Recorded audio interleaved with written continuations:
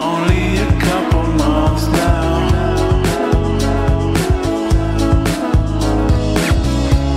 I think I recognize her. Welcome to The Truth in This Art.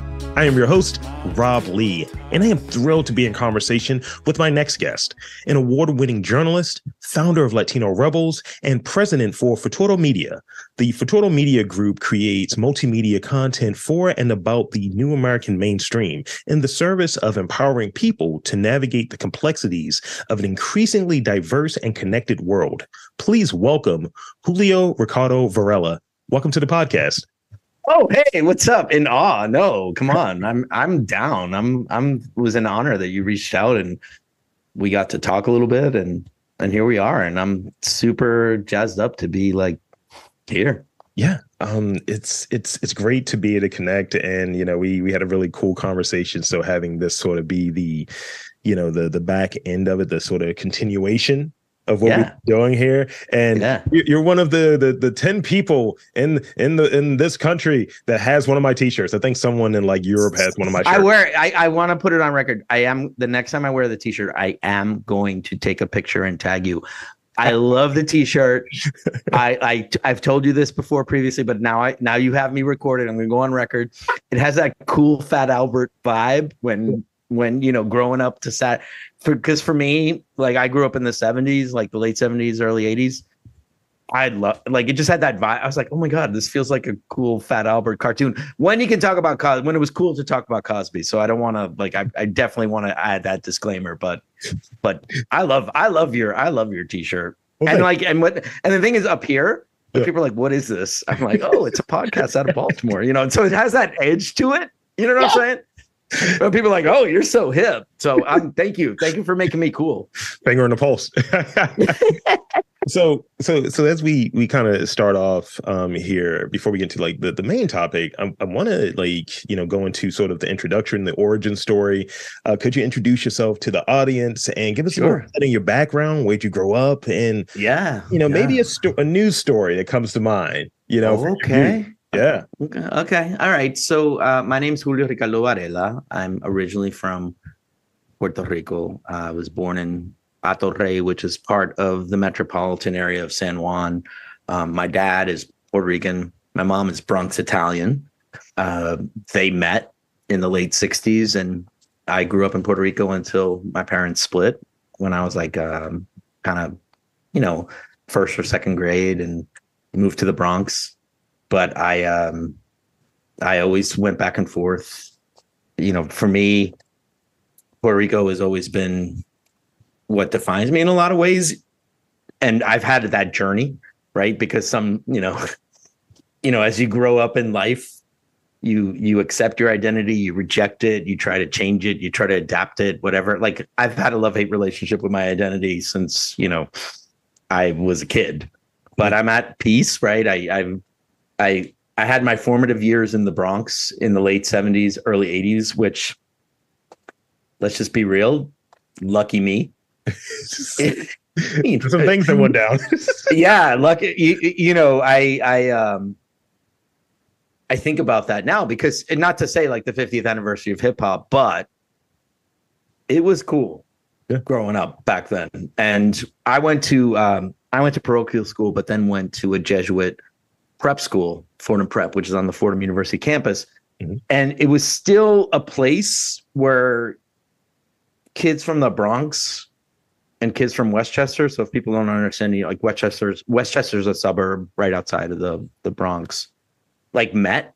And it was still kind of 60-40 Bronx. Yeah. And I just never forget it, because it was all these, like, you know, Dominicans, Puerto Ricans, like, you know, Black kids, Italian kids, Irish kids. It was still like, there was still like a working class feel to it. And we were kind of like, yeah, but we're going to a prep. We had to wear like a suit and tie. Like, that was bad, man. And I had to walk through my neighborhood in a suit and tie at 14. But, you know, it wasn't a good, you know, I was kind of, that's why you know, sometimes a suit kind of sends some, you know, for me, I get triggered. But anyway, but I remember, like, you want to hear a new story. I don't think I've ever told this story, but I'm going to tell you now. I remember when hip hop started coming out, right? And I think my first memories, obviously I was probably like 10, 11. And obviously Sugar Hill Gang was the first where you're like, oh my God, like the lettering of Sugar. You're like, what is this? And even though at the time I didn't know that they weren't even from New York, like they kind of came from New Jersey. But that was the song. Yeah. That was the song back at the turn, around the, 1980.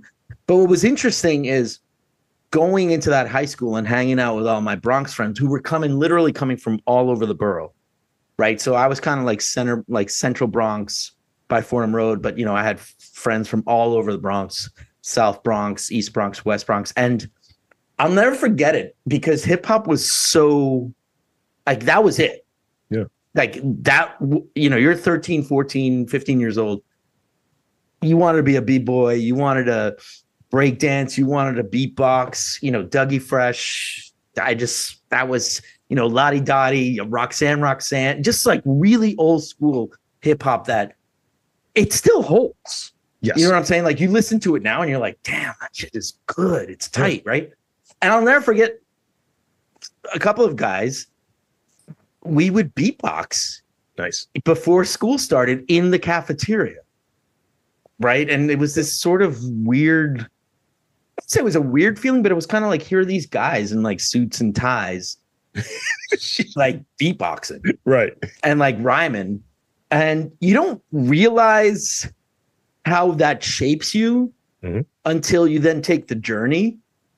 And when I finally then I went to Harvard undergrad, and I got in 86 and and I was like, I gotta go, we had no money, whatever. But I'm really grateful that I grew up in the golden age of sort of like when hip hop became political, when it became real, like, De La Soul just came out with their finally, right, digitally.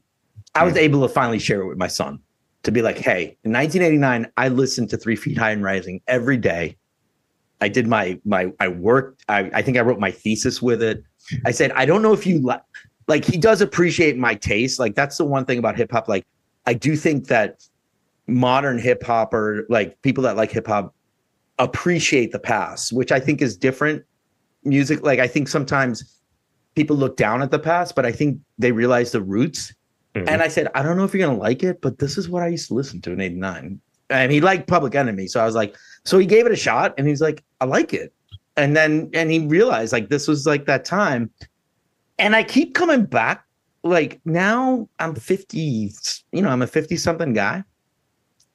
And I listen to a lot of that and it holds, but I also appreciate new artists. Like my son does introduce me to new things. So, I do have kids and, or college kids or a 20 something kid who like keep me cool. But I love the fact that my son would say, I love Chuck D, I love Nas, I like he likes that. Right. And that's part of who like and I kind of like to think that I gave him a little bit of that because I would just not play, I'd play like Public Enemy radio on Pandora when they were 7. It's like, we're not listening to the Wiggles. We're not listening to kids' music. Like, we're listening to PE. Yeah. And so like, I have a video of my kids, like, I think like lip syncing Don't Believe the Hype, which when I'm down, when I'm a little bit down and like, it's on my Facebook and they're like 7 and 5 and they're hilarious. That's like cool. The way, so anyway, so that's a story I've not told anyone on any podcast. And it's cool because, you reconnect with your friends and your high school buddies and we talk about that joy, right? That was a joyful moment. And you forget how music and creativity really help you. And even in my toughest times, when I dealt with like challenges professionally or with my mental health or whatever, music for me, like I need to have music on. Like, you know what I'm saying? Like I don't have music on now because I'm talking to you. But the moment I'm done talking to you, I'm going to go back, do work, turn on my speaker have a playlist and just I have it all the time, and I think it's because I've always loved it, right? Growing up as a kid. So that's a story I've not shared with anyone on any podcast. You have your exclusive. Well, thank you. I'm trying to be a journalist, so getting an exclusive is great. And definitely, music is huge for me as well. If I put on something, I like to, because there's always blind spots. I was speaking with someone earlier about who also mentioned hip hop's birthday as well as its sort of anniversary. It's really funny, and she spent a fair amount of time in New York in the sort of fashion scene, and we were just talking about just like sharing music and music being a time capsule. But I was also mentioning sort of these like pop culture and creative like black holes that I have. Yeah. And what I like to do, whether it's through music, whether it's through film, is I like to dive into something I know I've missed. Oh, when my kids were, from the time, so my kids are young 20 somethings. Yeah. Right. My son just turned 20. My daughter's 22. From like 2000 and 2006, I had no concept of popular culture because I had two kids. My wife and we had two kids and they were under 5, and you literally were doing Dora the Explorer and things like that. So like, I was like, oh, that movie came out in 2004. Oh, let me catch it. I totally missed that. That was a period I totally missed. Yeah. And so I get it. I totally get it. But it's fun because I missed Jay-Z when Jay-Z was Jay. I didn't know about that. I came back. I was like, oh, Hard Knock. Okay. Oh, I see why he's good. But that's one of the things where like I would go back in, especially because like my partner, she just hit 50, what have you, and she'll mention like, hey, remember when this happened? I'm like, no, don't. But then there's other things that are like sort of out of general interest. Like there's a 12-year age gap. I'm 38. So she'll mention like, yeah, remember when this happened when we were in school? I was like, I wasn't in school. But every now and again, it's something because I'll have like this interest and I'll go really into it. Like right now, this is ridiculous. All right, go. Tell me, what are you into now? I'm definitely diving back into Miami Vice. It's so my ridiculous. God. Okay, can I tell you you're gonna. Oh man, I love the way I love the fact that you started and said like, tell me something that. Okay, there's another story I'm going to tell you that I haven't shared, but you're gonna love it. So. I remember when Miami Vice came out, I think it was at 82, 83. So I was probably like 14, 15, maybe 16, around that time. Right. Yeah. And you at the time it was like, oh, like this is, and then when you're watching it and you're like, what's going on?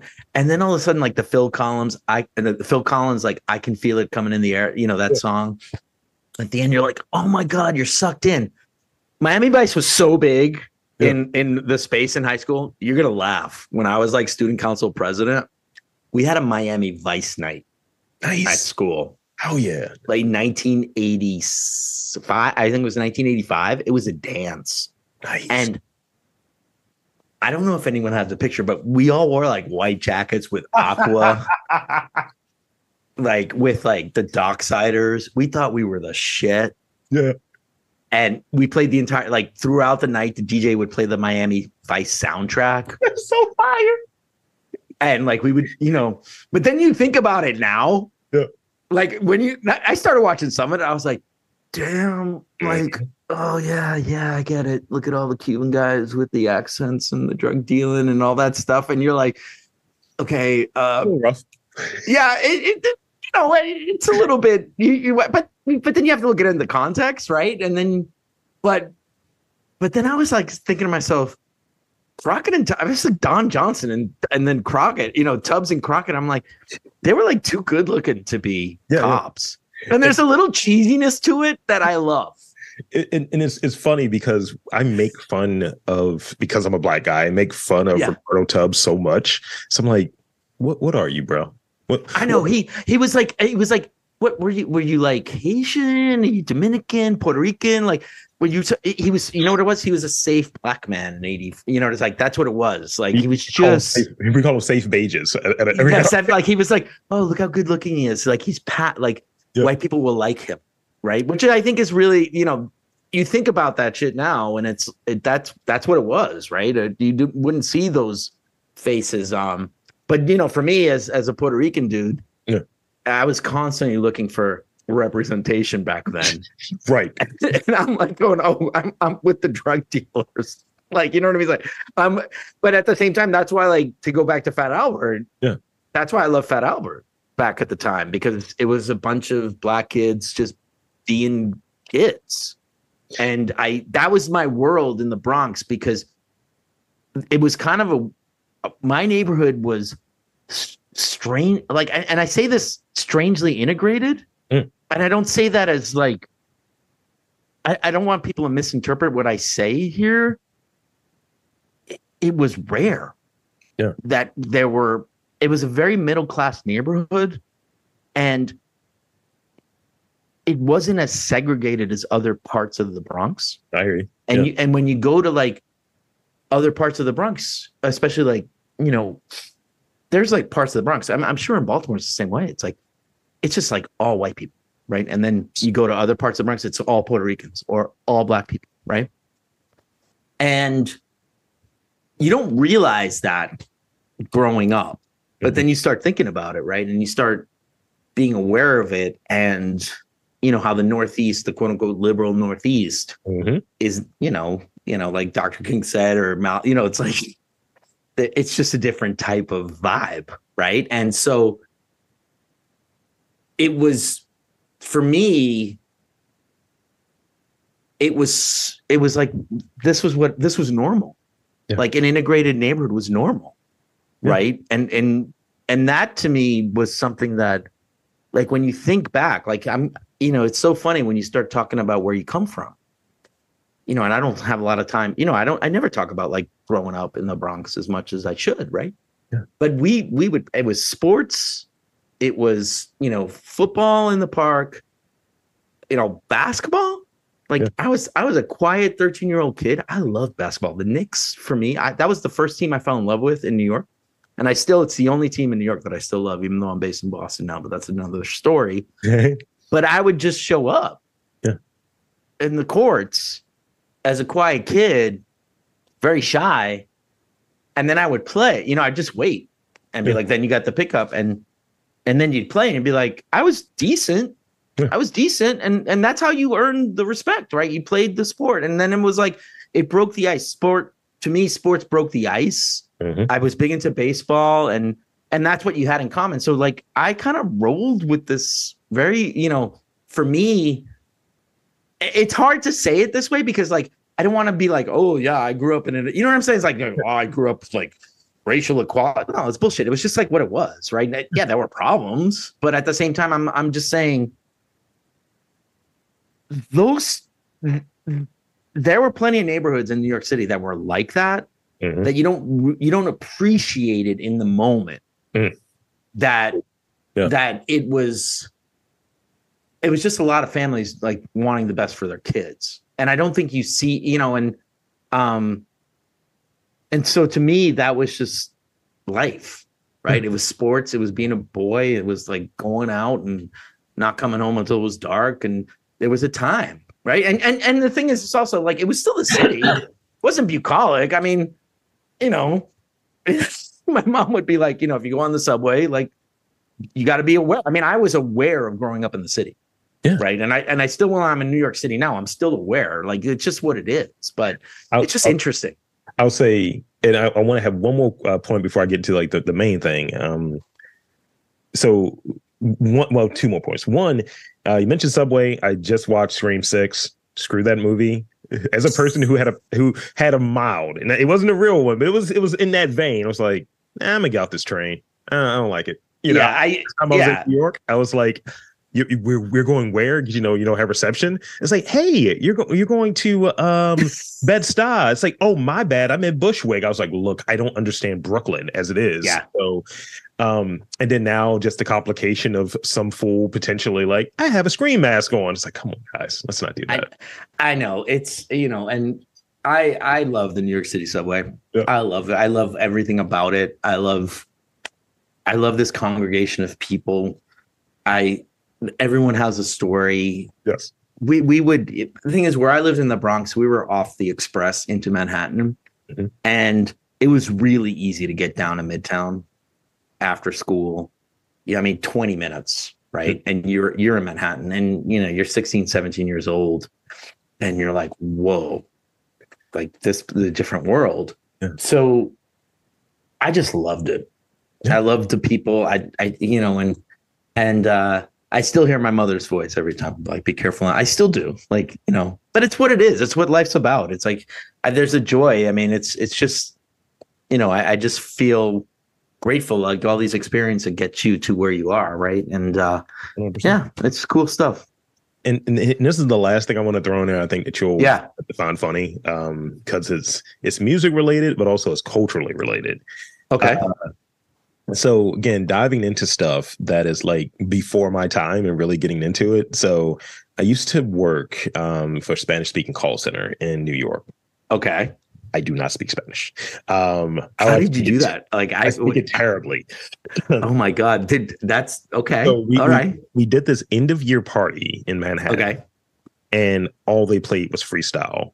And I knew all of the stuff. And they're like, of course, I got to understand this. How do you know all of this, but you don't speak Spanish and you're on rhythm?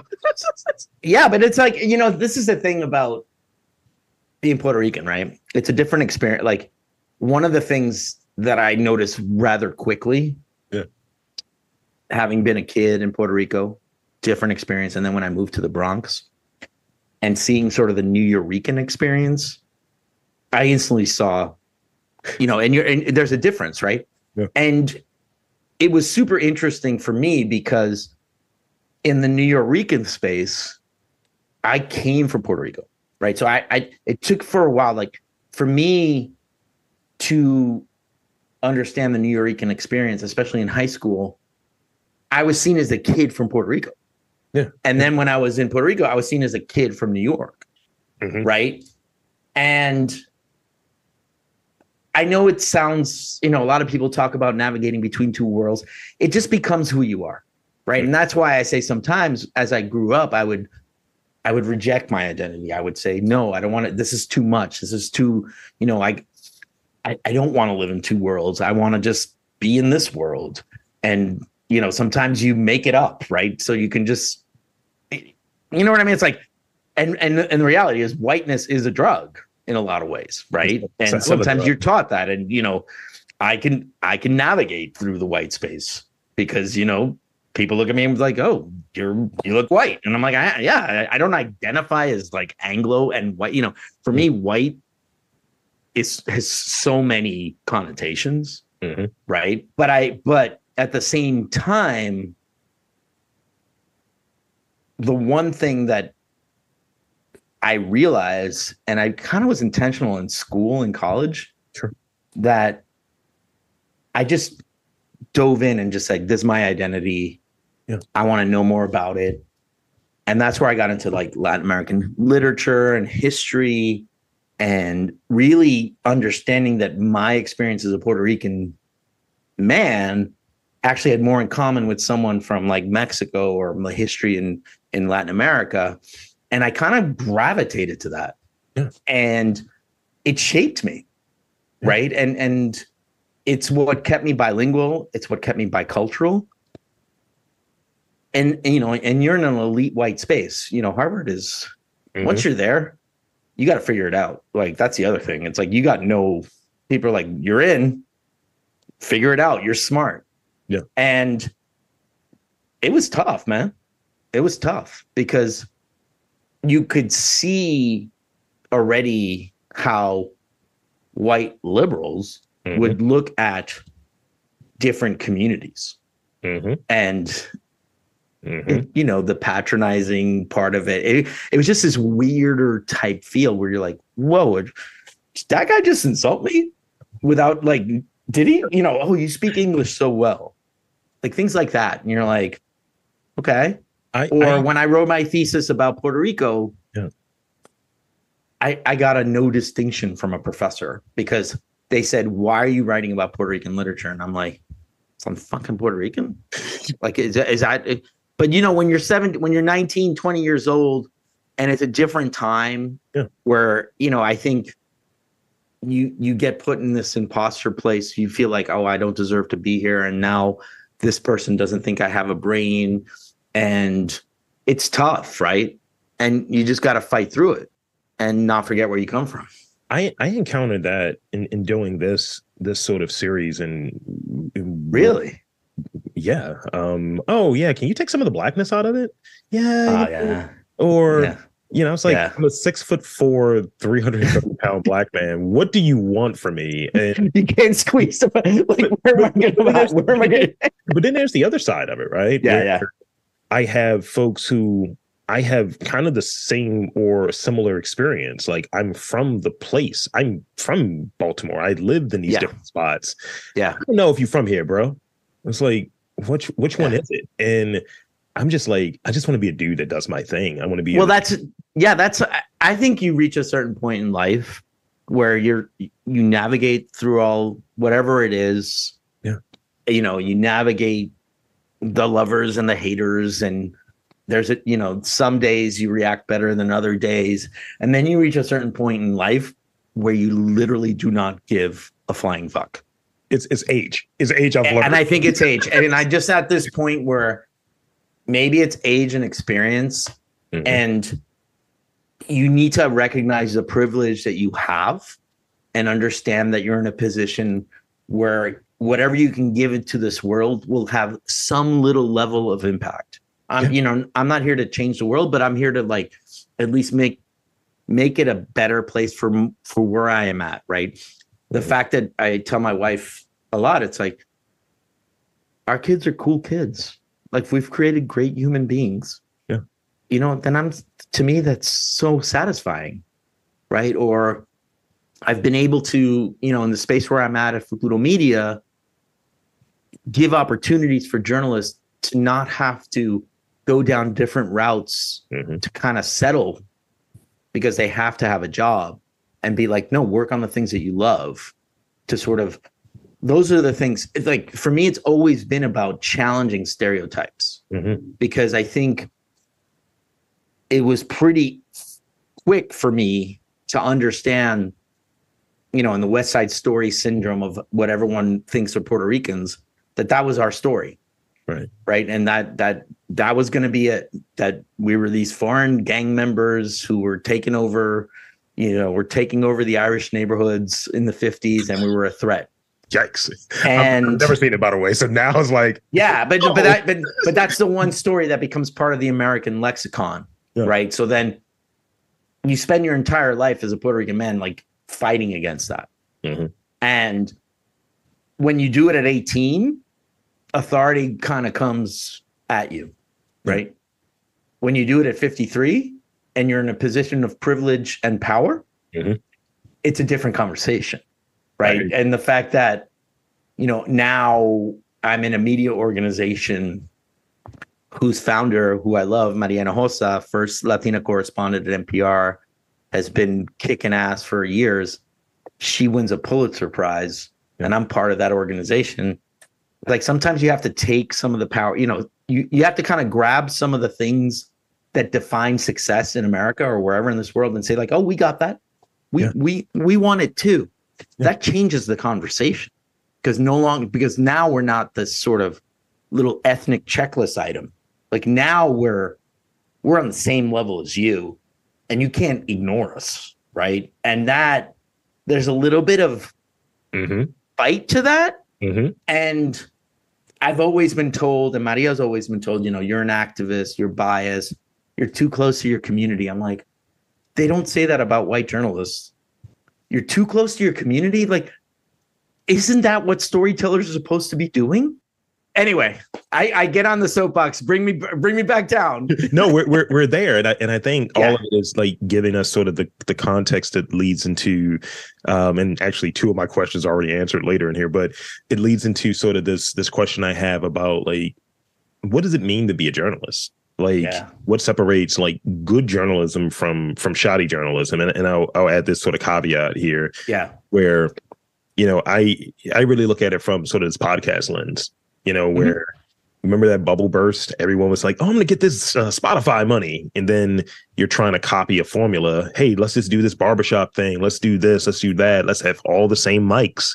And there's nothing of the person that is the storyteller or the host or whatever that's in it. And it just feels like shoddy. No, this is my point. And like people catch up to this. Okay. This is where and we've had this, when we got to know each other, yep. One of the things, like, why am I here? Right. I started as I love sports writing. I loved reading great sports writing. And I grew up with the New York Daily News. And then I moved to Boston, and the Boston Globe sports page is required reading. I was obsessed. And, even though I wasn't a Celtics fan, like, I was there. I saw Larry play Dominique, and I saw this greatness. Yeah. And so I became a sports editor at the Harvard Crimson, and I got to cover hockey, Harvard hockey. And they won the national championship in 1989. And I loved the sport. Yeah. And here I am, a Puerto Rican kid, never skated, never played hockey, but I just loved it. Right. And I got a internship at the Boston Globe, and I got like 60 bylines in 1989. And I remember I covered soccer. Yeah. There was a soccer league back then, and the Boston team, I forget the name of the league, but they were in the championship down in Fort Lauderdale. So they sent me down. And I do remember interviewing a lot of soccer players in Spanish. And they were like, whoa, what year is this? Right. Who are you? You're talking to me in Spanish? And they would open up to me. Yeah. Because I was able to communicate with them. So I tried to go back to the Globe after I graduated and say, like, hey, you need people like me. They're like, why? Because there might be like bilingual stars on the Red Sox. Not like at all. Latinos. They're like, what are you talking about, kid? In 1990, it's like, right. No, right? And obviously David Ortiz, Pedro Martinez, like everything that I predicted that Boston was going to become more Latino, more Dominican, more Puerto Rican was happening. And so I kind of went down a different route in educational publishing because I didn't want to go cover sports in Iowa. And I got into bilingual textbooks for kids and worked on literature so they could see themselves for, bilingual kids, Spanish speaking kids in the United States back in the 90s, and bilingual education. And we created literature, for these kids. And it was really important. And then the whole politics of bilingual education started really hitting home sort of in the late 90s, early aughts. I was, there were so much things happening in California. There was an English only bill. And I was in this job, and I'd say, demographics are destiny. Like, the country's going to be more Latino. It's going to be more bilingual. It's going to be more Spanish speaking. There's going to be more English language learners. And I remember, being sort of this editor in my late 20s, early 30s, where people would be like, you're an activist, you're biased, you're looking through it through this lens. It's English only, America, America, America. And everything that was predicted happened. I got lucky, and you talk about privilege, because I had a Harvard EDU email that I got an early invite to Facebook in 2004. So I was one of these people who realized social and digital media could be a journalism tool. Yeah. So I kind of went through, I took my journalism school again. I went to journalism school through digital and social media. Yeah. To the point that by 2011, I said to myself, in between jobs and everything, I said, I'm not seeing myself.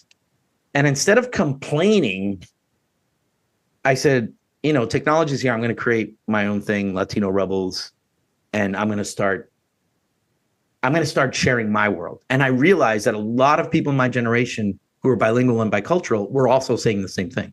They were more English dominant.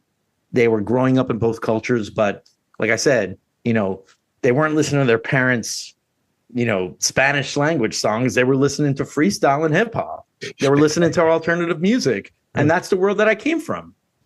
So within a year or year and a half, because we were doing this, I started getting calls from major news outlets to talk about Latino voters in the 2020 election. That led to an audition to Al Jazeera America to be on the stream, which was, and next thing you know, I was in a newsroom in DC being a digital editor for Al Jazeera, Yeah. which was super cool because it was a newsroom that reflected the world.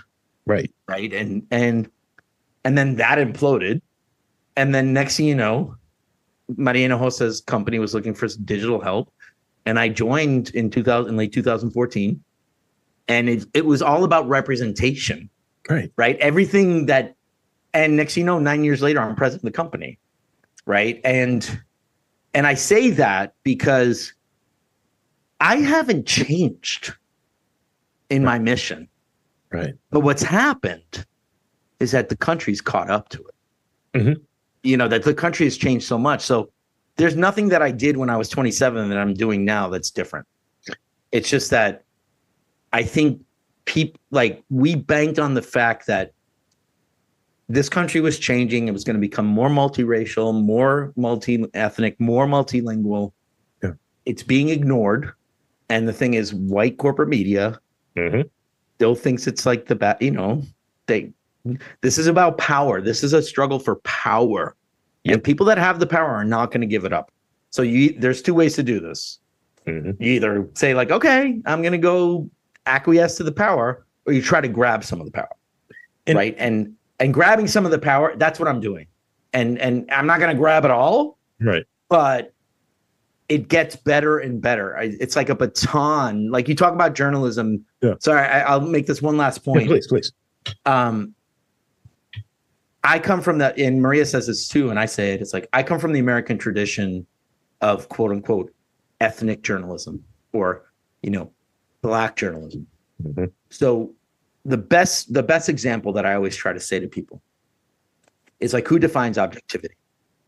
So if you think about it, if you look at Ida B. Wells, when during the height of the violence and Black lynchings that happened in the Reconstruction era, in World War I, around that time, and you saw newspapers in the South, white men covering that, and there was no humanity, right? Ida B. Wells brought, investigation, brought live. Looked at it as a Black journalist woman, right? That point of view was so rare back then, but it was telling a story that really spoke, and is that tradition, like Frederick Douglass, Hobita Ida, I'm sorry, I'm like spacing out on the names, but people like in Texas and California that were covering anti-Mexican sentiments coming from Puerto Rico, where I'm from, colonialism, all these things that don't get the attention because there's a mainstream American narrative that we've been taught, like this is the ideal. Journalists such as myself, and now that I've become sort of a commentator and opinion writer, I mean, the fact that I write for MSNBC is just like mind-blowing, that you're representing another truth about the United States that actually makes you more American and actually makes you more of a person who loves this country. Because all I get is like, I'm a communist, I hate this country, go back to where I come from, you're Puerto Rican, and I'm like, this country has given me a lot. And I still have this ideal, like I still believe in these words. Right. And this democracy, I believe in it.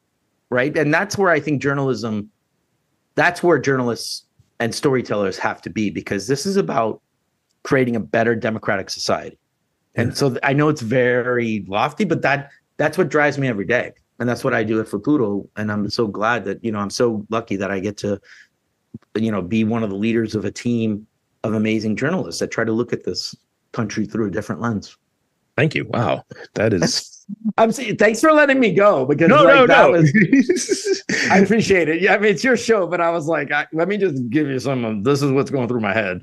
No, I appreciate that, because I think, one of the things you touched on when we first chatted, that you saw some similarities, and I was like, yeah, I, definitely kind of vibe on it, and seeing, being a person, like I got a few different cool things that have happened where, you know, just kind of thinking outside of the box and going back to one of the things you touched on, I'll tie it to a hockey thing, you know, going where the puck is going, you know where the puck is going, not where it was already at. And I think when I'm trying to do any of this stuff of, are we really covering this? How are we covering this? How are we treating this? You know, I'm thinking about it from this perspective. Is it accurate? And when there are folks that are kind of in a position that don't see the value in it, or I don't see a story here, which I've been told several times about this podcast, you don't have the vision. That's what the thing is. It's you. Yeah, that's what I say, and it's also you. And here's the thing I always say: there's so many people who are gonna drag you down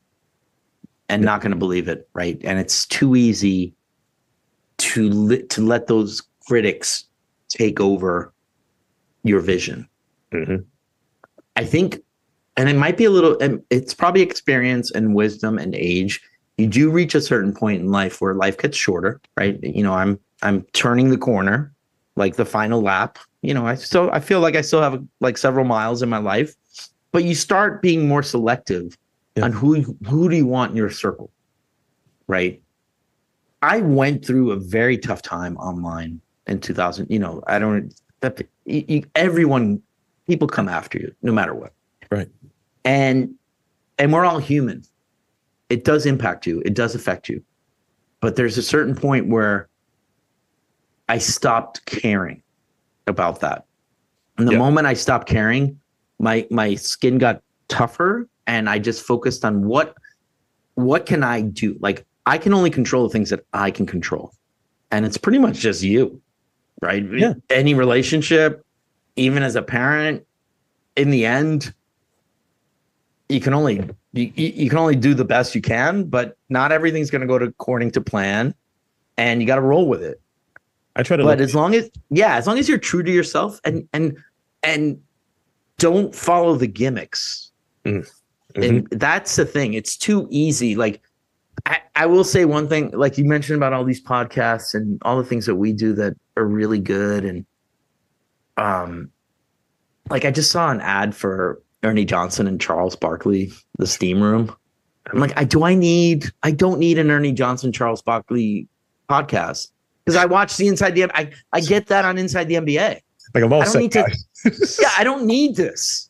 And then I sit here and I'm like, there's so many great conversations happening in our communities that have value that don't get amplified and elevated because, like, we got to go to talk about the Steam Room.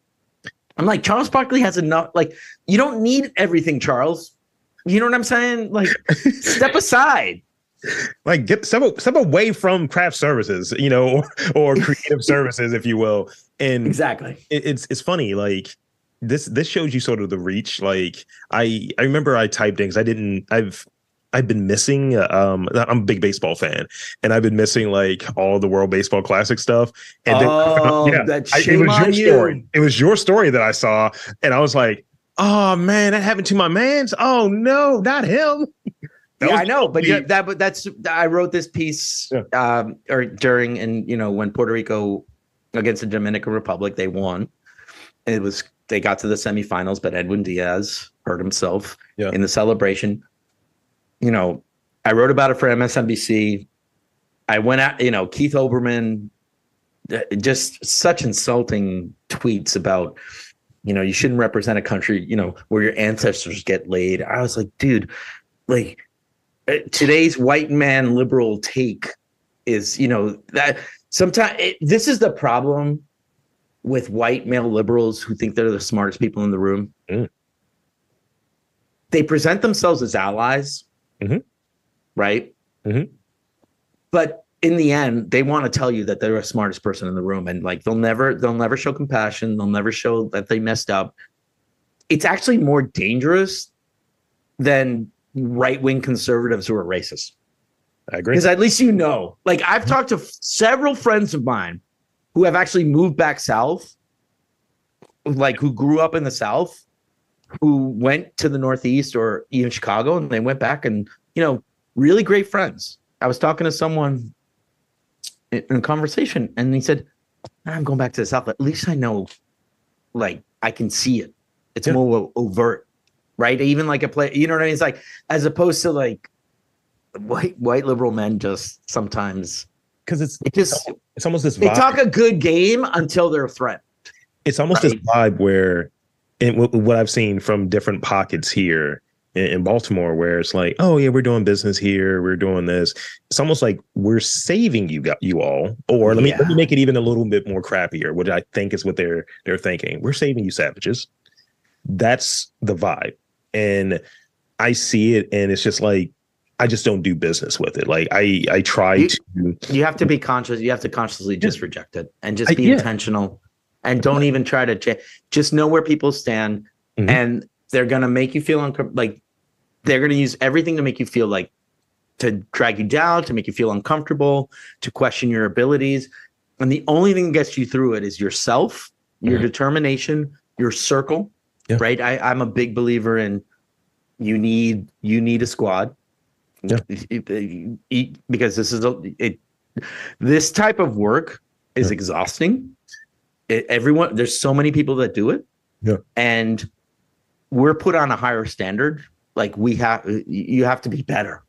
Right. You talk about this. It's, when I wrote that piece for MSNBC, a lot of my Puerto Rican readers and friends and family was like, that's exactly how I feel. So I felt good about it. Yeah. But, I made one factual mistake. I forgot that I felt really bad as a journalist, and I got it corrected really quickly. And God bless my editor. But I just sit here and I'm like, that's what they're gonna ding me on. And I'm like, all right. And so I just own it, right? And I don't get. But I know what you're saying. Yeah. But you missed out on a lot of really great baseball. I'm just saying that was awesome. I know Edwin Diaz. I love him. Sugar. He's the best reliever ever, and he's Puerto Rican, and I'm really proud. I am not a Mets fan. I used to be a Yankees fan. For your listeners, just Google. Just Google the Bronx Judas, and you will realize how I became a Red Sox fan. And it's because all of a sudden, like, Nomar and Pedro Martinez and David Ortiz start showing up, and it just was infectious. I hear you. So I am the biggest friggin' Red Sox fan going. Okay. And I know it's Baltimore, and we suck this year. Like, I think the Orioles will be better. But there is something about sports that I've gravitated to again because I have more time. Yeah. I still play soccer. And my wife will and she's going to make fun of me when I say this. She makes it sound like, she thinks I'm like Christian, the way I talk about it, like I'm Cristiano Ronaldo. But I've been playing with the same guys for like 15, 16 years. Right. And I always say, as a man, because we don't have a lot of opportunities as men to just be vulnerable or just take a break and just be with friends. Yeah. And my wife's like, but what do you talk about? It's like, we talk about the game or everything. It's like, but that's what it is, right? I that keeps me going with all the things that you go through. It's like my soccer league is what I love. So I'm rambling. So if you got other questions, like, I'm good. So let me hit you with with two more real questions, and then I have some rapid fire questions for you. Okay, go. So what is the story for you? The one that you feel like most proud of, that you've worked on, that you're like, yeah, that's the one that I want out there. That's a great question. So many, but I'm going to go with when Hurricane Maria happened in Puerto Rico. Puerto Rican journalists who were living in the United States, like myself, instantly knew that it was going to be devastating. It was going to be on the same level as a Katrina. Right. If, when you think about the American lexicon, the American psyche of what Katrina meant, right, to what it exposed, right, about America, right, both the good and the bad, right. Same thing happened in Puerto Rico. And what was clear was that the political leaders who were in charge were kind of underselling the devastation, the death count. They kind of acquiesced to President Trump and to the famous thing where the former governor of Puerto Rico was talking about the death count's only 16 and all this. And it was such bullshit in the end, right? That I stayed on that story, and all other journalists did it too. But I was really proud of that story because it meant a lot that the truth had to come out, and that the death count in the end was in the thousands. And one of the things that I learned as a journalist, I stuck to the truth, and there was a level of respect from the people that I wouldn't say exposing, but I was challenging as a journalist. That there was still this level of, you're doing your job and you're doing it well, but what you're presenting is actually not good for me, my image. Right. And I was really proud of that because I think it was a turning point. The effort that came from Puerto Rican journalists, and again, I was not the only one. There's so many Puerto Rican journalists in the diaspora and also in Puerto Rico that were saying this is important. Right. And I actually think that a lot of that work is the reason why, as a Puerto Rican now in 2023, Puerto Rico doesn't feel so distant to the American. There's still, like, people can talk about it. I actually think people can talk, like, they understand there was a hurricane, and, you know, it doesn't hurt that Bad Bunny's like really big, right? That at least people are understanding, like, you can talk about what is it to be a colony. We're not really part of the United States.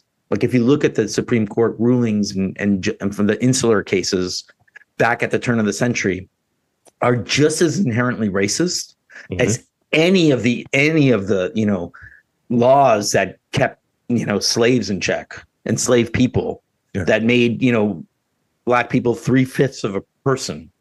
You look at sort of the American imperialist mind at the turn of the century, and I'm talking about the turn of the 20th century, and how they viewed Filipinos and Puerto Ricans and Cubans as being inferior, that they needed to be saved by the white Anglo-Saxon superior people. That is in the code. Like, that is, you look up the insular cases. I've been writing about this forever. So, like, this sense of American xenophobia, American racism, American, you know, bigotry, that has kind of shaped the relationship with Puerto Rico. It's too easy to say, oh, they're American citizens just like us. Because when you look at our 125-year history, when we were invaded, there's still a lot of issues. And I'm very proud as a Puerto Rican journalist that I've been able to elevate that. And now I get the opportunities. Like, the fact that I was able to pitch my MSNBC editor about Team Puerto Rico in the World Baseball Classic, and I get to write a piece about that, an opinion piece, that wouldn't have happened 7 years ago, 10 years ago, you know? So I'm really proud of that. Thank you. That's great. We have a lot more to talk about after this, because now the hamster wheel is going. But I want to go into sort of this last question, and I want to bring it back to Toro. Congratulations, 10th anniversary. Futuro 10th. Now it's going to 13, and Latino Rebels is going to 12. Wow. So we got to change our. We're changing our website. Like as president, it's like one of the things, like, oh yeah, we got to fix that. But that, you know, Futuro Media, for people that don't know what it is, it's a Pulitzer Prize winning organization headed up, you know, founded in 2010 by Maria Hinojosa. We have Latino USA, which is 30 years, the longest running, like, US Latino English language show on public radio. In the Thick, which I do with Maria Hinojosa. The political podcast, Latino Rebels, which is what I founded, is not part of Futuro Media, which I do Latino Rebels Radio, which I just did. I started doing on Blog Talk Radio in 2014. And I got listed in Oprah's magazine as, like, you know, a curious journalist, one of the top Latinx podcasts of 2020. You know, I was like, okay, let's go. Thanks, Oprah. And then we have Futuro Studios. If you really, really love audio premium audio storytelling, anything for Selena, La Brega, Loud, the history of reggaeton, The Sum of Us with Heather McGhee, and our Pulitzer Prize winning podcast, Suave. And we create all this. It's such a fabulous team. And then Maria has an incredible investigative unit. She feels so strongly that investigative reporting is too elite, and it needs to be deconstructed. And so she's doing amazing work with that team. I'm a lucky person that I get to just say, I'm part of a Pulitzer Prize winning organization and get to talk about it all the time. And we are based on 125. We're located on 125 and St. Nicholas in the heart of Harlem, right next to the A&D train. We're never going to leave Harlem. We're not moving to Midtown. We're not moving to Brooklyn or anywhere. Harlem is home for Maria. It's home for Futuro Media. Even though we have fabulous journalists all over the country, in Puerto Rico and in Mexico, we live remote life, but it's a fantastic group of people that just represent the diversity of the Latinx community, the diversity of what it is to be Latino and Latina in this country, the diversity of what it is to be, part of a more multiracial, multi-ethnic America. And it continues the tradition of, quote unquote, ethnic journalism, Black journalism, Latino journalism in this country. We're just so proud of it. And it's very easy for me to brag about Futuro Media. I'm a lucky dude. Well, that's where we'll wrap at and move into these rapid fire questions. Yes, let's go. Rapid fire. Here we go. Thank you so much, because that was. Oh no, you were great, Rob. Your vibe is, I don't do this. I don't say yes to everyone. Well, thank you. So you got me. You're great. You're doing. I love it. You got a great vibe. Well, thank you. So here I got 4 of them for you. I got 4 rapid fire questions. All right, go. First one. What's your favorite color? Ooh. I'm gonna say, that's a good one. It depends on the mood, but I'm gonna say like a really cool, like deep navy blue. Oh yeah. Favorite movie genre? It may not necessarily be your favorite movie, but it's like, I love the horror genre, right? Yeah. You know what I'm down with? What gets me like I perk up with really cool historical movies. Okay. Like I'm down with historical fiction movies, whatever that is. I'm here for it. Do you have a hidden talent? Yeah. Don't we all? I don't. Oh yeah, you're like, I'm out. I used to do improv comedy in Boston. You definitely give me an improv vibe. So yeah. Yeah, I still have this dream that I want to be a stand-up comic. I'm not giving up on that, but I used to do improv comedy in the 90s, and I don't want to say anything. I was really damn good at it because I was the dude that was able to do improv in both languages. And I noticed I would pick out the audience members, be like, oh, I think there's a couple of Latinos in the audience, so I'm going to do some and they were like, oh, I know what's up now. They were like, oh my God, that was so funny. So yeah, that's great. That's my hidden talent. This is the last one I got for you. Yeah. So let's say we all are super busy. We all, know, the days run so long. And sometimes you're like, I need to eat something. I need to eat something that's good. I need to eat something that slaps, but I need to eat something that's quick. What is that delicious but quick? It doesn't have to be healthy. What is that like lazy evening? I need something that slaps meal for you. Give me a great bowl of ramen any day. I mean, just spicy. There's a local place around in Massachusetts, like where I'm in Massachusetts. It's just like I'm good with ramen, especially in the winter. But then if you told me in the summer, I love sashimi and sushi. I love seafood, and just give me all that, and I'm good. So yeah, I'm good. Yeah. So that's pretty much it for the podcast of my questions. You made it through rapid fire. I survived. You survived. You're off the hot seat, as it were. And I want to, again, thank you for being on this podcast. And two, I want to invite and encourage you to share anything that you want in the final moment, social media, website, all of that good stuff. Sort of the shameless plug portion. Shameless plug. All you have to do is Julito77, JULITO77. There's a history of that name. It was a nickname that my stepmom's brother from Puerto Rico gave me in the late 70s, and it stuck. And I created that handle on Twitter in 2005, and I never changed it because I've been on Twitter forever. And so you can find me on Instagram, also Latino Rebels on all the social handles, Julio Ricardo Varela on Facebook. So yeah, that's where I'm at. And there you have it, folks. I want to again thank Julio Ricardo Varela from Futuro Media for coming on to the podcast. And I'm Rob Lee, saying that there's art, culture, and journalism in and around your neck of the woods. You've just got to look for it.